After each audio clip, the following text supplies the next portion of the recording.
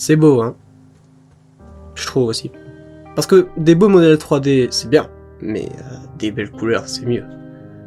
J'adore ces ambiances d'été au bord du lac, à juste regarder le soleil filtrer à travers les feuilles et déverser ses couleurs chatoyantes sur le paysage. Et ben profitez-en parce que ça va pas durer. Firewatch est un jeu qui date de septembre 2016 et qui vous plonge dans la vie de Henry.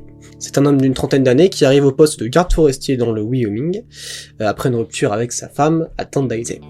On joue donc Henry, qui dans sa tour de guet va tout simplement surveiller la forêt pour qu'il n'y ait pas de problème. Et laissez-moi vous dire que c'est pas ce qui va manquer des problèmes. Quand vous commencez à jouer, vous vous rendez vite compte d'un truc, y a rien. Et je parle pas du fait que vous rencontrez pas une âme qui vit pendant tout le jeu, je parle du fait que y a rien sur votre écran. Pas de barre de vie, pas d'énergie, pas d'inventaire, et pas de carte. Ce jeu donne une vraie dimension immersion. Parce que l'immersion dans un jeu vidéo c'est quoi? C'est d'être dans le jeu, donc c'est de croire au jeu, donc il faut suffisamment de graphisme pour que l'œil s'y perde. Mais aussi il faut convaincre le cerveau que c'est réel, donc aussi il faut que le jeu il soit crédible. Il faut que le gameplay et l'histoire soient parfaitement accordés. Donc pour revenir au jeu, c'est un FPS. Les développeurs ont vraiment choisi un style des plus épurés. On peut penser que c'est à cause de coûts budgétaires, et à raison, parce que le studio était un peu short, mais c'est aussi un vrai parti pris. Parce que, vous remarquerez, c'est pas de la mauvaise 3D, c'est de la 3D simpliste. Autrement dit, c'est du low poly.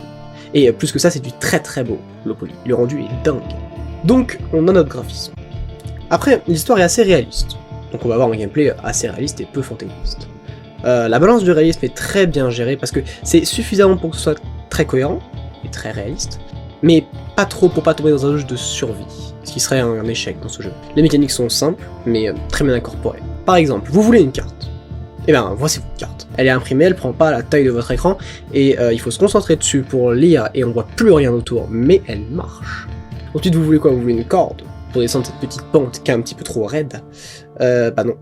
Va falloir aller en chercher des cordes pour pouvoir les utiliser sur ces pentes. Et puis enfin quoi, vous vous sentez un petit peu seul dans cette forêt. Et bien vous pouvez parler qu'à une personne, votre boss, qui est de l'autre côté avec un talkie-walkie.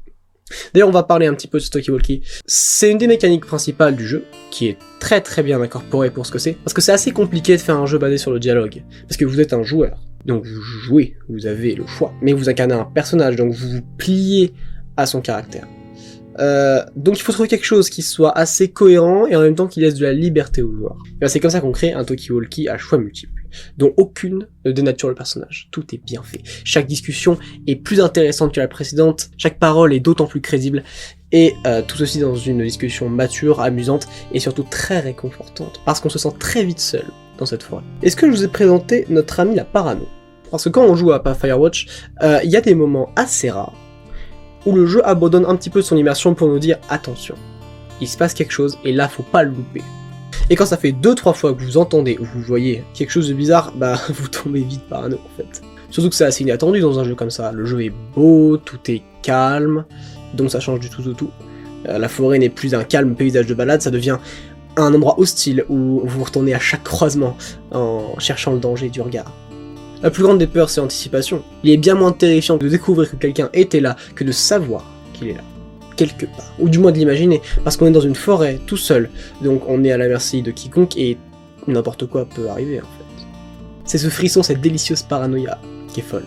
Donc quand vous découvrez qu'on vous surveille, que votre boss commence à dire des choses un petit peu bizarres, et que des gens disparaissent dans la forêt, bah comment vous réagissez?